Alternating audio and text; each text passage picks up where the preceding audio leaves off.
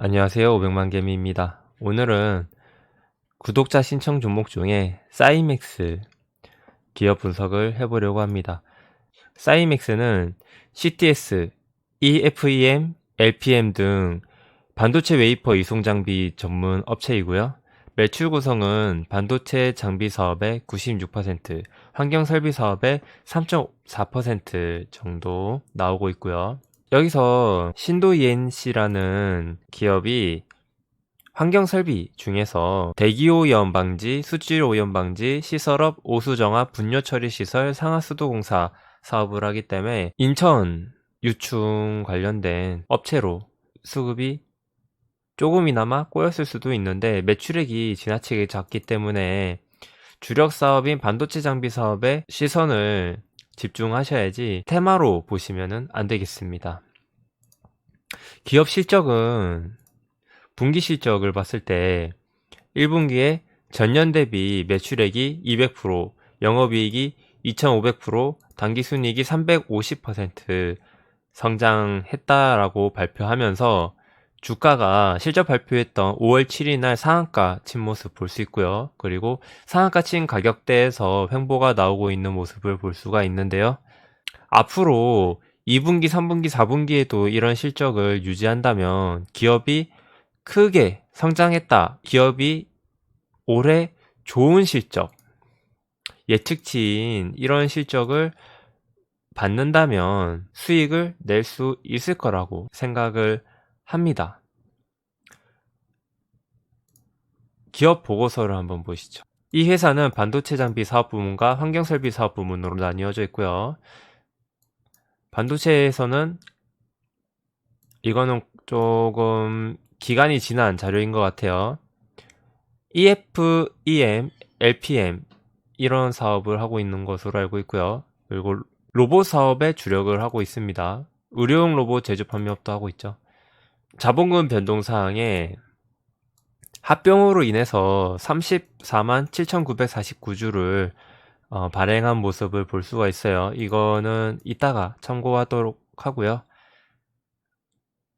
최근 합병 제외하고는 3년간 큰 변화 없이 있었던 것 같습니다. 17년도 10월 30일 날 무상증자를 했었는데 이때는 무상증자를 할 게 아니고 이 돈을 아껴서 토지나 설비에 중축 투자하여 캐파를 늘려가는 경쟁력을 갖췄으면 좀 더 좋았을 것 같은데 그거에 대해서는 조금 이따 설명을 드릴게요.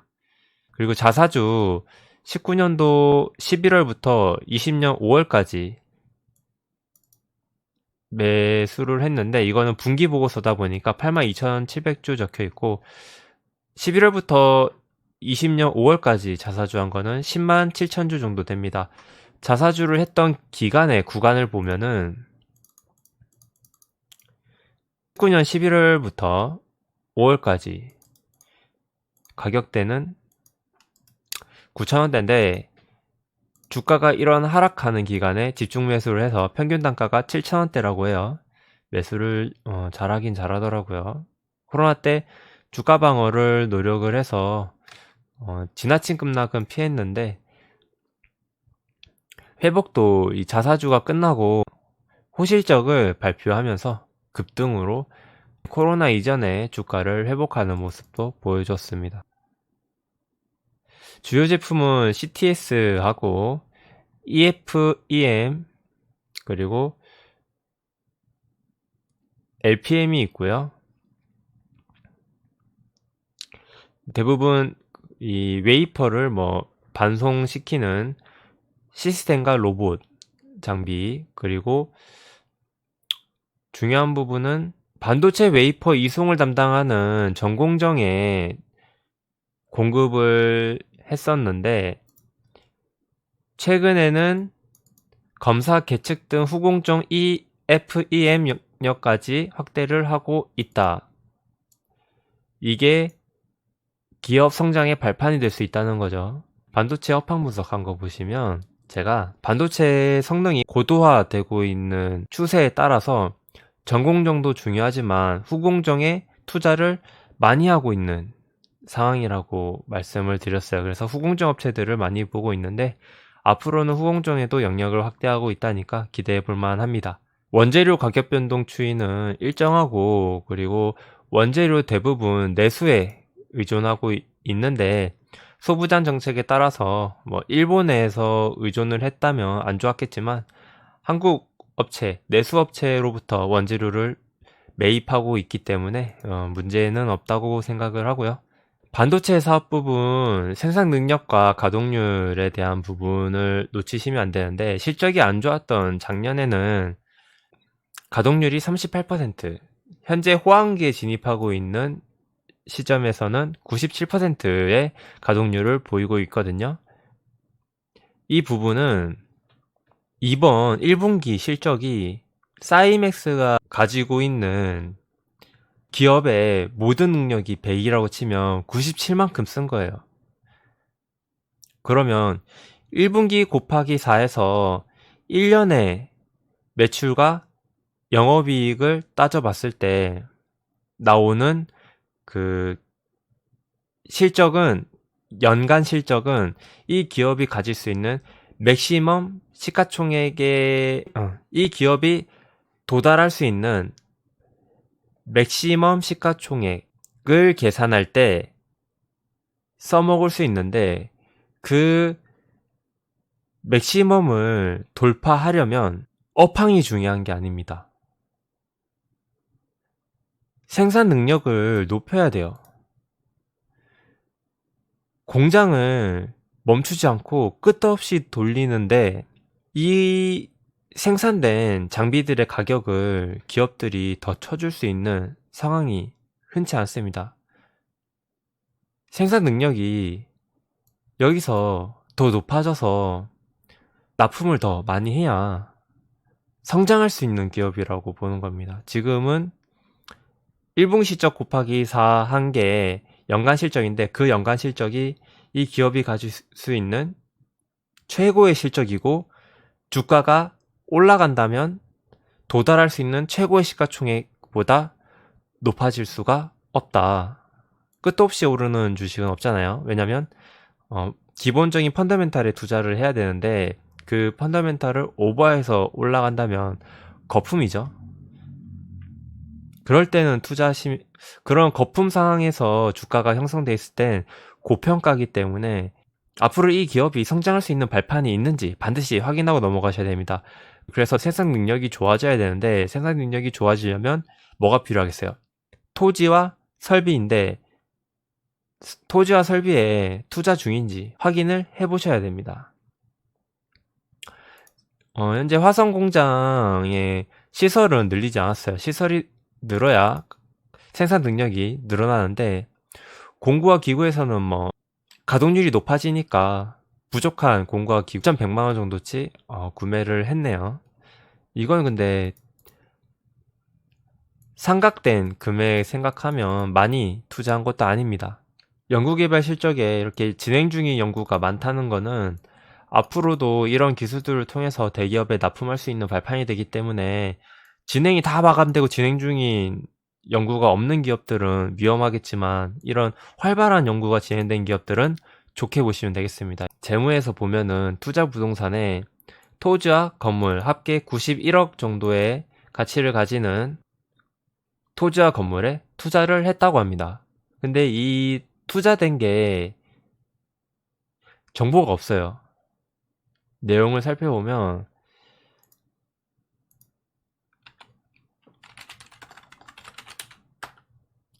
없죠. 사업의 내용에도 이번에 토지 투자를 통한 캐파를 늘린다는 그런 내용은 없습니다. 재무에서도 분명 유형자산이 장부가의 변동 사항에는 적혀 있는데, 이번 분기 때 토지와 건물 금액이 바뀌었으면 이 밑에 달아줘야 됩니다. 왜 바뀌었는지. 안 적어줬어요.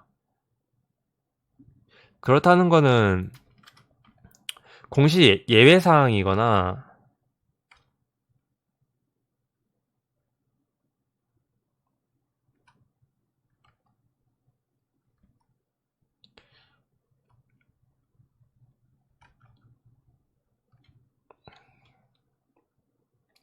어딜 찾아봐도 없습니다. 그렇다는 거는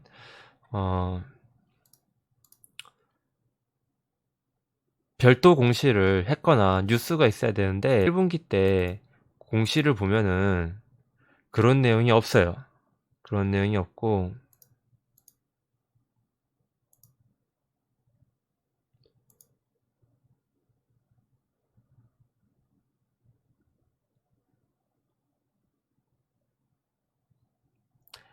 1분기 때 합병 종료한 사항이 있어요. 근데 이 사이버그랩이 자산 총계가 44억밖에 안 되기 때문에 91억의 차이가 발생한 부분, 91억의 토지와 건물 차이가 발생한 부분에 대해서는 해석이 되지 않습니다. 그래서 이 부분에 대해서는 평일날 회사에 전화해서 IR 담당자로부터 확인을 받아야 되는 부분인데 시청자 종목을 분석하는 거는 주말이라서 방송하고 있는 현재는 바로 답변을 못 드리고 있고요. 사이맥스 증설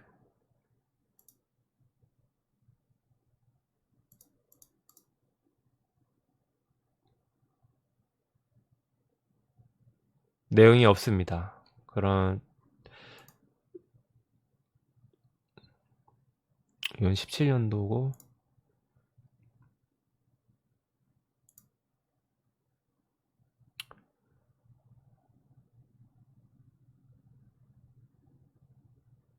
내용이 없는 것을 확인할 수가 있어요. 그래서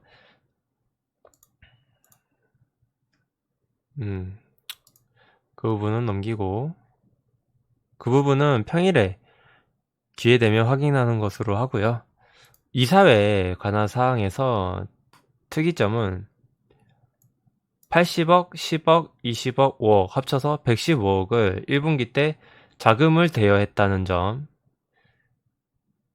인지디스플레이는 상장기업이고 넥스시스템즈하고 한국어음중개는 사이맥스의 자회사입니다. 그래서 뭐 대여해주는 거는 투자로 봐서 문제는 없는데 인지디스플레이는 매출액과 이익이 잘 나오기 때문에 투자를 더 해도 돼요. 근데 넥스시스템즈하고 한국어음중개는 지속적인 손실을 발생하는 자회사이기 때문에 앞으로 이 자금을 통해서 어떤 현금 흐름을 가지고 가는지는 살펴보셔야 될 것 같고요.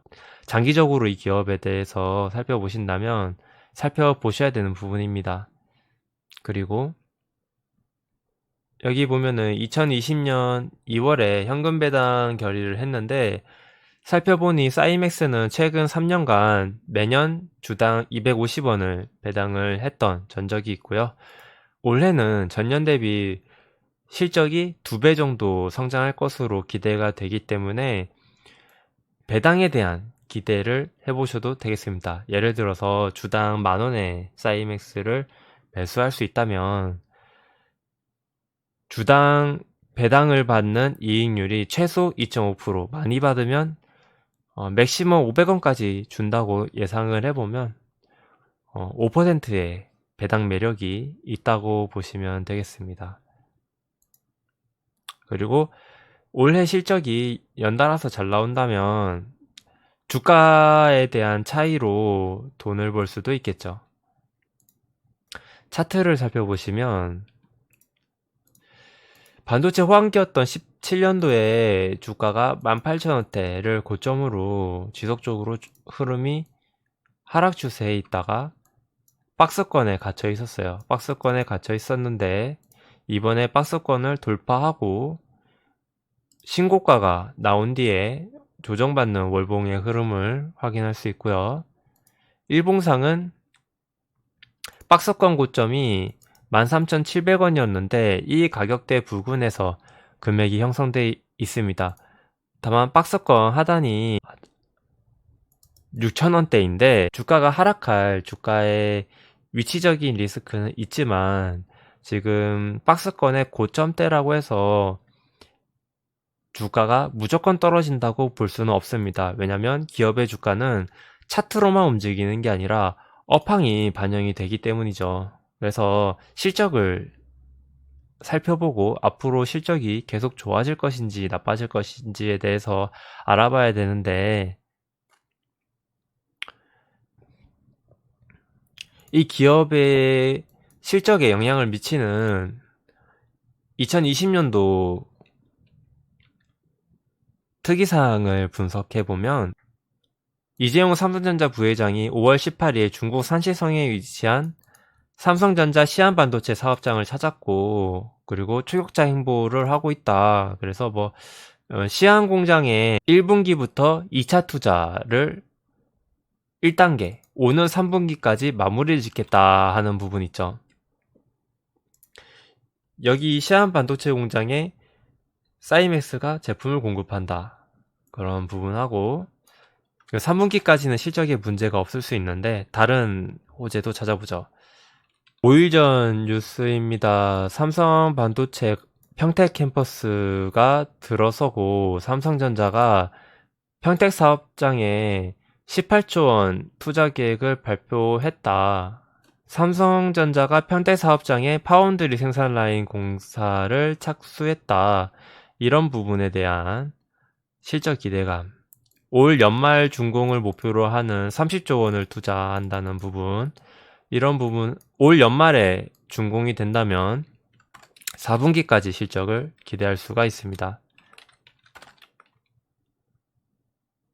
그리고 삼성 부회장이 이달 말 비메모리 추가 베팅안을 5월 달에 발표하면서 차세대 D램 미세 공정화를 위한 EUV 라인이 지어지고 있다라고 합니다. 이게 P1 공장이 평택 사업장인데, 아까 방금 전에 말했던 P2 공장하고는 다른 겁니다. 그래서 이것도 삼성전자에 납품하는 사이맥스가 호재가 될 수 있기 때문에 올해 실적에 대해서는 계속 기대가 되는 부분이거든요. 그래서 주가는 상승할 여력이 충분하고요. 그러면 실적을 반영을 해서 목표 시가총액을 계산을 해봅시다. 과거에 17년도에 매출 1640억, 영업이익 238억을 냈을 때 최고 주가 18,750원까지 상승했던 전적이 있고요. 현재 올해 매출액이 1609억, 영업이익이 236억, 당기순이익이 173억이 나올 것으로 전망이 되는데, 컨센서스상 일단은 17년 기준으로 사이맥스의 펀은 영업이익 평가 모델로 따졌을 때 주식수가 34만 주를 빼야 됩니다. 합병을 19년도에 사이보그랩이라는 100% 자회사하고 규모 합병을 했었는데, 이때 늘어난 주식수가 34만 7,949주입니다. 그래서 적정 시가총액을 계산을 할 때 당시에는 주식수가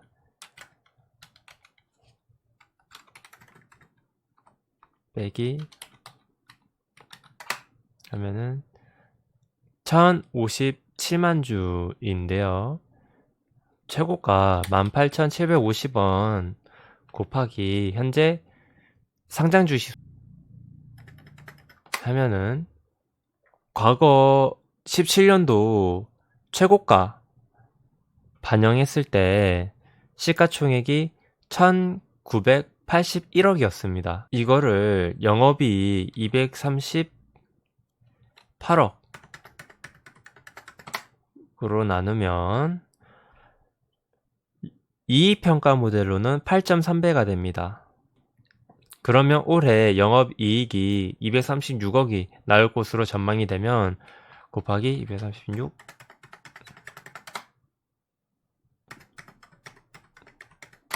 236억을 하면은 목표 시가총액이 1958억이 되고요. 이거를 현재 주식수로 나눠보면 목표 주가는 17,931원이 됩니다. 월봉으로 봤을 때 목표 주가는 이 가격이 되고요. 반도체 업황은 좀 특이한 점이 있는데 2년 정도 앞에 나올 실적을 선반영해서 주가가 상승하는 경우가 종종 있습니다. 그래서 2022년도에 매출액과 영업이익이 더 성장하면 더 높은 주가를 형성할 수 있다고 예측을 할 수 있겠는데요. 문제는 뭐예요? 문제는 아까 말씀드렸듯이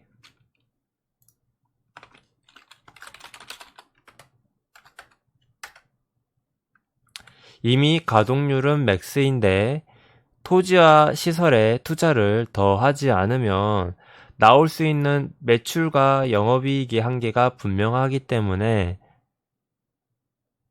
경영상 추가 설비에 대한 노력이 필요한 시점이 아닌가. 그래서 기업이 생각보다 주가가 빨리 못 오르고 지지부진하지 않은가 라는 생각을 해봅니다. 경쟁사 비교할 때 가장 시가총액이 높은 테스나 차트를 보면 이 기업도 전년 동기 대비 매출과 영업이익이 폭증했는데요. 얘는 매출과 영업이익이 사이맥스보다 기대치가 낮았음에도 불구하고 시가총액이 2배 이상 차이 나는 걸 볼 수가 있어요. 물론 기업의 능력이나 세세히 살펴봤을 때 차이가 나는 사업 부분 그리고 가지고 있는 자산에 따라서 시가총액이 달라질 수 있는데 테스나는 보면은 매출과 영업이익이 느는 만큼 신규 시설 투자에 신경을 쓰고 있다는 점입니다. 그래서 앞으로 신규 시설 투자로부터 나오는 매출과 영업이익도 시가총액에 녹아있는 그런 흐름이 보이는 거거든요. 이런 차이에서 사이맥스는 시가총액이 실적 기대치에 비해서 낮고 다른 기업은 현재 가지고 있는 시가총액 대비 높은 시가총액을 가졌다. 실적보다 높은 시가총액을 가졌다. 그런 차이점이 있어요. 그래서 사이맥스를 매매하실 때 꼭 한계점에 대해서 파악하시고 신규 설비 투자를 했을 때에도 신규 설비에서 언제부터 이 사업에 관련된 아이템들을 생산할 수 있는지 시기적인 문제로도 파악을 하시면서 공부를 하시면 좀 더 안정적인 투자 운영이 되지 않을까 생각을 해봅니다. 기업 자체는 되게 좋은 시점이었어서 재미있게 기업 내용에 대해서 알아봤는데 이런 한계점도 있었더라. 그래서 매매하실 때 참고를 한번 해보시면 좋겠네요. 사이맥스 분석은 여기까지 하겠습니다. 시청해주셔서 감사합니다.